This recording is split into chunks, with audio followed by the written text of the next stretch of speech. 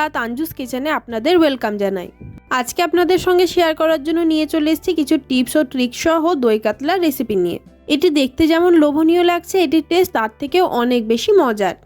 এটি একদম পারফেক্টভাবে বানানোর জন্য ভিডিওটি একদম স্কিপ না করে সম্পূর্ণটাই দেখতে থাকুন। ভিডিওটিতে একটা লাইক দিয়ে খুবই সহজভাবে ঘরোয়া কয়েকটি উপকরণ দিয়ে এরকম একটা লোভনীয় মাছের রেসিপি আপনারা বাড়িতেই বানিয়ে নিন। এই রেসিপিটা বানানোর জন্য আমি প্রথমেই নিয়েছি কয়েকটা কাতলা মাছের পিস। এই মাছটাতে আমি সামান্য একটু লবণ ও হলুদ মাখিয়ে কিছুক্ষণের জন্য রেখে দিয়েছিলাম। এবার গ্যাসের উনুনে একটা কড়াই চাপিয়ে তার মধ্যেই দিয়ে দেব পরিমাণ মতো তেল। আমি এই সবগুলো মাছ একসঙ্গে ভেজে নেব, তাই জন্য তেলের পরিমাণটা একটু বেশিই দিয়েছি। তেলটা খুবই ভালোভাবে গরম করে নিয়ে তার মধ্যে দিয়ে দেব মাছগুলো। আমি আমার আগের ভিডিওতেও বলেছি, ওই ভিডিওতেও বলছি, মাছ ভাজার সময় তেলটা খুবই ভালোভাবে গরম করতে হবে। তেল থেকে যখন ধোঁয়া ছাড়তে লাগবে সেই পর্যায়ে কিন্তু মাছগুলো দেবেন। এতে মাছগুলো কড়াইয়ের মধ্যে একদম লাগবে না, খুবই সহজেই কড়াই থেকে উঠে আসবে ও একদম পারফেক্ট ভাজা হবে। দেখতেই পাচ্ছেন মাছগুলো কিন্তু একদমই কড়াইয়ের মধ্যে লেগে যায়নি, খুব সহজেই কড়াই থেকে উঠে আসছে। একদিকটা হালকা ভাজা হয়েছে, এবার আমি অপর দিকটা উল্টে দিচ্ছি। এইভাবে উল্টে পাল্টে নিয়ে খুব ভালোভাবে লাল করে মাছগুলো ভেজে নিতে হবে। মাছগুলো খুব সুন্দরভাবে লাল লাল করে ভাজা হয়ে গিয়েছে, এবার আমি মাছগুলো তুলে নেব। মাছ ভাজা রেডি হয়ে গিয়েছে, এখানে আমি মশলাটা বানিয়ে নেব।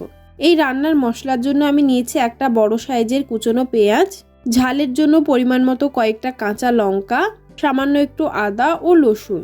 আমার এখানে আদা রসুনের পেস্ট করাই ছিল, তাই আমি পেস্ট দিয়ে দিয়েছি 1 চামচ। এই সমস্ত কিছু সুন্দর একটা মিশ্রণ বানিয়ে নেব। একটা ছোট সাইজের টমেটো নিয়ে সেটারও একটা সুন্দর পেস্ট বানিয়ে নেব। এখানে সমস্ত পেস্ট মশলা রেডি হয়ে গিয়েছে। এবার আমি যে তেলটাতে মাছ ভেজেছিলাম সেই তেলটাতে আরও একটু কাঁচা তেল অ্যাড করে দিলাম। আবারও তেলটা গরম করে নিয়ে তার মধ্যে আমি পেস্ট করে রাখা মশলাগুলো দিয়ে দেব। আমি প্রথমেই দিলাম আদা রসুন পেঁয়াজ ও লঙ্কার মিশ্রণটা। এটা লো টু মিডিয়াম ফ্লেমে খুব ভালোভাবে একটু কষে নিতে হবে, যাতে এই মশলার কাঁচা গন্ধটা চলে যায়। 2 থেকে 3 মিনিট লো টু মিডিয়াম ফ্লেমে এটা কষানো হয়ে গিয়েছে। এবার এর মধ্যে দিয়ে দেব কিছু শুকনো মশলা। দেখতেই পাচ্ছেন এটার কালারটাও কিন্তু অনেকটাই চেঞ্জ হয়ে গিয়েছে। এখানে দিয়ে দেব স্বাদমতো লবণ, সামান্য একটু হলুদের গুঁড়ো, ছোট চামচের 1 চামচ জিরে গুঁড়ো ও ছোট চামচের 1 চামচ ধনে গুঁড়ো। এই সমস্ত উপকরণ দেওয়ার আগে আমি গ্যাসের ফ্লেম কিন্তু একদম লো করে দিয়েছিলাম। আপনারা চাইলে গ্যাসটা অফও করে দিতে পারেন।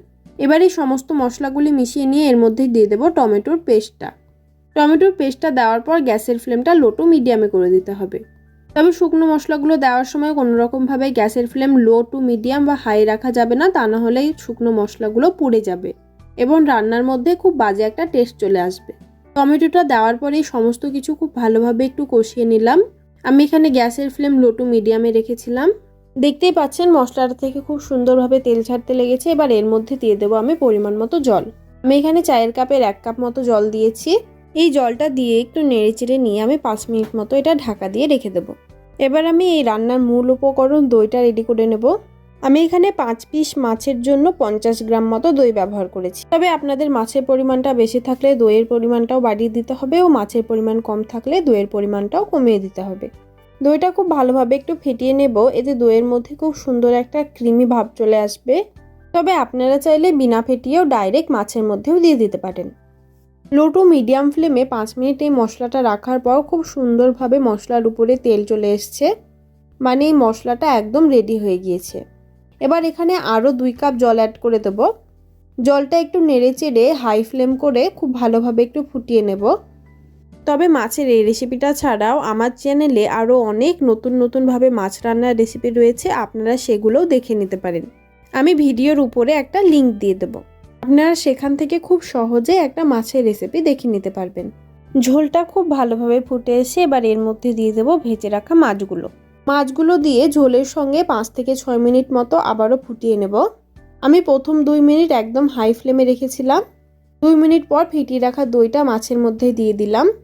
এবার গ্যাসের ফ্লেমটা লো টু মিডিয়ামে রেখে আবারও 3 মিনিট এই সমস্ত কিছু রান্না করে নেব।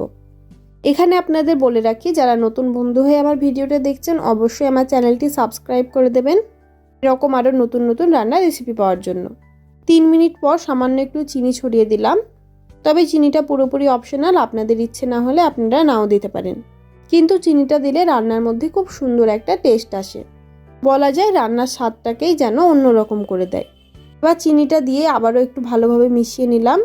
এখানে আমি আরও কয়েকটা কাঁচা লঙ্কা কেটে রেখেছিলাম, সেগুলো দিয়ে দিলাম ও কয়েকটা ধনেপাতা কুচি দিয়ে দিলাম। তবে ধনেপাতা ও কাঁচা লঙ্কাটা একদমই অপশনাল, আপনাদের ইচ্ছে না হলে আপনারা নাও দিতে পারেন। কিন্তু এই উপকরণ দুটি রান্নার শেষ পর্যায়ে দিলে রান্নার মধ্যে খুব সুন্দর একটা গন্ধ ও টেস্ট আসে। এবার গ্যাসের ফ্লেমটা 1 মিনিট মতো লো টু মিডিয়ামে রেখে আমি অফ করে দেব। এখন আমাদের দই কাতলা একদম রেডি হয়ে গিয়েছে। এবার এটা আমি সার্ভ করব। এটা গরম গরম ভাতের সঙ্গে খেতে অসাধারণ লাগে। আপনারা অবশ্যই এরকমভাবে একবার ট্রাই করে দেখবেন।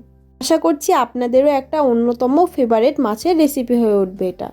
আমার ভিডিওটা ভালো লেগে থাকলে অবশ্যই লাইক, শেয়ার ও কমেন্ট করে দেবেন। এবং আবারও বলছি, আমার চ্যানেলটা সাবস্ক্রাইব করে আমার পাশে থাকবেন এরকম আরও নতুন নতুন রান্নার রেসিপি পাওয়ার জন্য। যারা আগে থেকেই আমার চ্যানেলটি সাবস্ক্রাইব করে আমার পাশে আছেন তাদের অসংখ্য ধন্যবাদ। আজকের জন্য এতটুকুই। আবারও চলে আসবো আরও একটা সহজ সুস্বাদু রান্নার রেসিপি নিয়ে।